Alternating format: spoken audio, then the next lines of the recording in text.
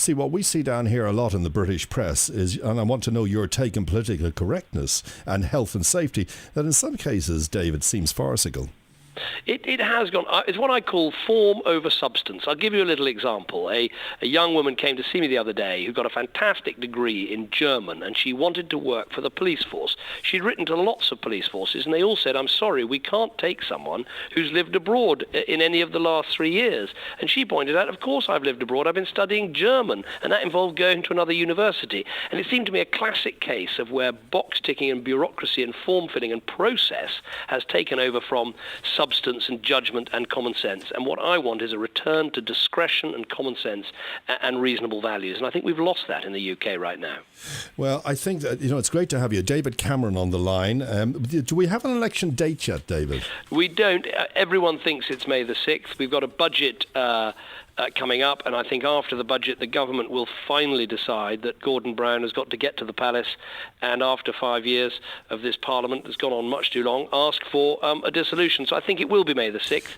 So anyone who wants to vote needs to make sure that they complete the processes probably by Thursday the 1st of April. So as I say, if anyone wants to log on to www.don'tleaveyourvoteathome.com, that encourages all Britons who are living abroad to use their vote and to make sure they do all the things necessary to do so. Well, we'll certainly publicise that website for you. Now, I want to just talk before we let you go about MP's image at the moment. Must be at an all-time low, David, at this stage because of the expenses scandal.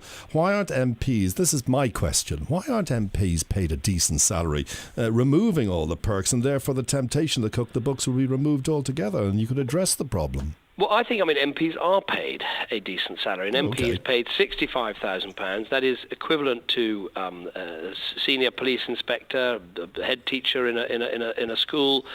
I think the important thing, MPs' pay should not be set by MPs. It should be set by an outside body. That has now been taken up by the government. That is now going to be done. And I think the pay plus reasonable expenses that should all be transparent is the right way of doing it. But frankly, I would do the job if it was paid half as much or twice as much. I do this because I care about our country. I love being a member of Parliament. I love trying to solve the problems we have in this country. And I just dearly hope with a Conservative government after May the 6th, we can make a lot of difference. Now, I've got to ask you this question, and we're going to let you go down. I'm sure your people are all around you saying, hurry up, because I'm sure you're in huge demand. And we do thank you for giving us some time here. But I was watching Sir Trevor the other day asking you about the question of bullying. And I think this has improved Gordon Brown's image. Not the fact that he's bullying, but the fact that he's a stronger person, it seems, and loses his temper now and again. Not that that's a good point. There was a lovely little story you told about an email that went astray. Yes. And you kept your cool. Tell us a little bit about that. Well, it was before the 2007 party conference, when actually it was Gordon Brown's honeymoon. He was 10 points ahead in the polls. Everyone said the Tories were finished and my career was about to end. And we had this great conference plan to try and recover the position and announce some exciting ideas and policies and really put fire into our supporters' bellies. And just before we departed to Blackpool for the conference, someone came in and explained that the whole conference plan and all the policies and all the key speeches had been sent in an email to an opposition MP by mistake. Now, this was a moment when you might expect me to lose my temper. I do. I can lose my temper. I can get angry about things. But I find when something really goes badly wrong, it's a moment when you have to stay calm and you have to think through the consequences. And I was relatively calm. So it was a story I was telling just to explain how I deal with pressure. Are you going to do Piers Morgan? No, Trevor McDonald was my alternative to Piers Morgan, and I think it was a quality alternative. Did you choose that? If you don't win, and there's a possibility in everything in life, if you don't win the election, will you continue the job as leader?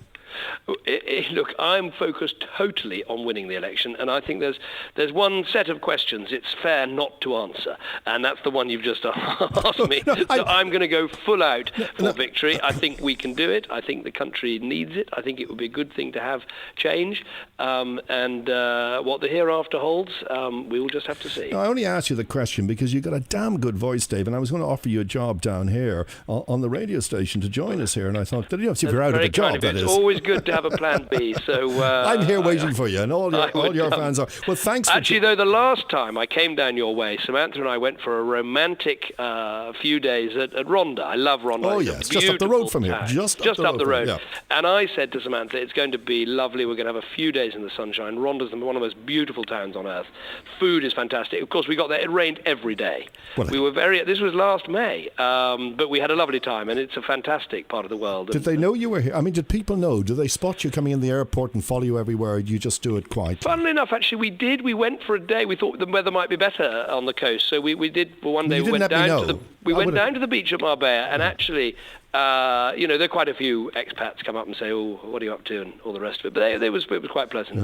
We didn't get any hassle. I love the two people in the train station, the Trevor McDonald station. funny.